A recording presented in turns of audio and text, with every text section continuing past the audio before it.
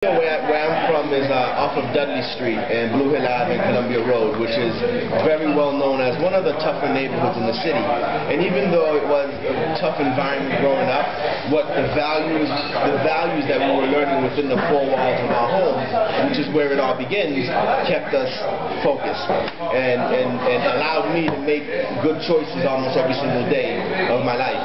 So I went to St. Kevin's School, I went to BC High, Boston College, and I received an MBA from Babson.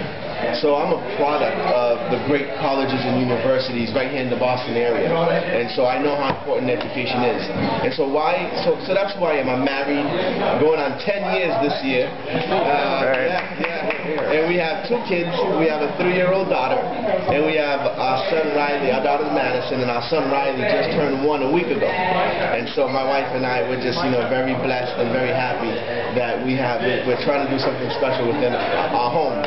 And so from a very young age, from the age of 12, I was an altar boy at the church for about 12 years. I think I'm the longest serving altar boy at St. Paul's Church in Dorchester. And my first job was actually working at the rectory answering the phone for $12 a week.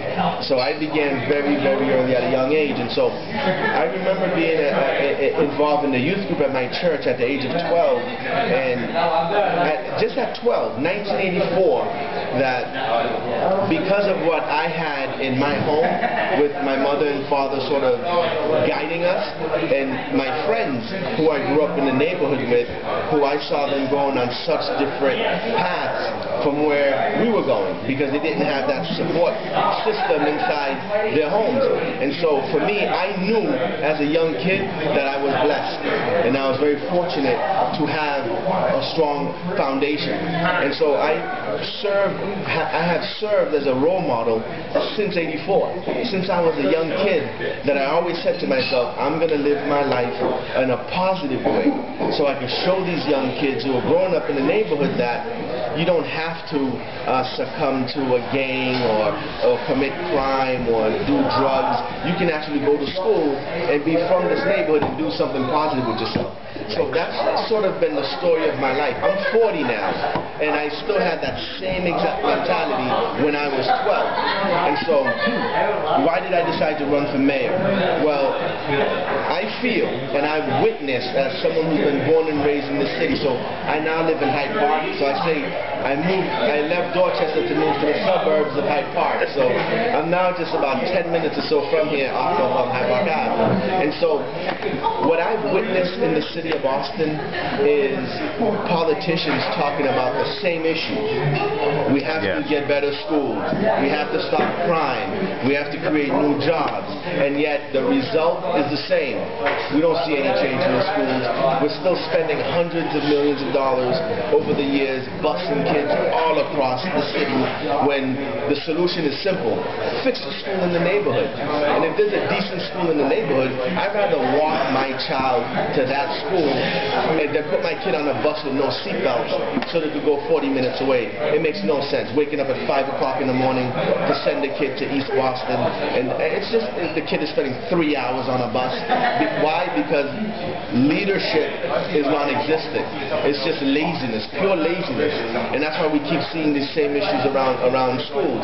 Best colleges and universities in the country, evidenced by Logan Airport in the summer, 110,000 students come into Boston, but the local students from West Roxbury, Charlestown, Dorchester, Mattapan, Rosendale, they can't even get into these schools, the UMass, the BUs, the BCs, and honestly, it's a disgrace. It's a complete disgrace, and it's a shame. So that there's a pure lack of leadership that has created that environment. The other thing in terms of violence, I mean, I go to Howard Ave now, where I grew up, and I see the exact same conditions that were there in the 70s, the 80s, the 90s, and yet every single year politicians talk about, oh, we need to do something about the violence and the crime, and yet we don't see the result. In 1995, I oversaw a program for John Hancock. You must remember the Boston Miracle around the 90s, about 93, when we had no homicides in the city for about a year and a half. and it was so huge that the President Clinton came down here with Janet Reno, and they made Boston the example. A study case. Boston, Massachusetts is the example that was used across the country to say how you could curb crime. And so I played a small role in that by overseeing this program called the Summer of Opportunity when I worked at John Hancock. And this program took kids from the city who were considered at risk and were absolutely about to go to jail. 1 or 2 decisions away from going to jail. So what did we do? We brought these kids in for the summer, and over 12 weeks, we gave them a job, an actual job where they could earn some money. We gave them some training on conflict resolution, on some of the skills that they weren't getting inside of their own homes, and how, you know, I remember we would do workshops and we would tell a young kid, if you're staring at a guy and it lasts more than 3 seconds, just look away. There's no need to engage in some galactical battle that's going to turn into some shooting, which over nothing, over some staring. And so, you know, for me, you know, I've never held a government job. You know, I've always made do with these, you know. I've been a small business owner for 8 years. I owned a small company for 8 years. I worked for John Hancock, for Fidelity, and did some work at GMAC for some pretty big companies here in the city. And I also was a newspaper publisher for a local newspaper here in the city. What I think we need in Boston is leadership.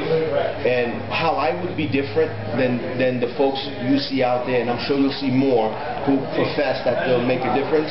Here's what I would do and what would make me different. Number 1, I would engage the public. We have to engage the public in the discussions and the decisions that are being made in City Hall. Right now we don't.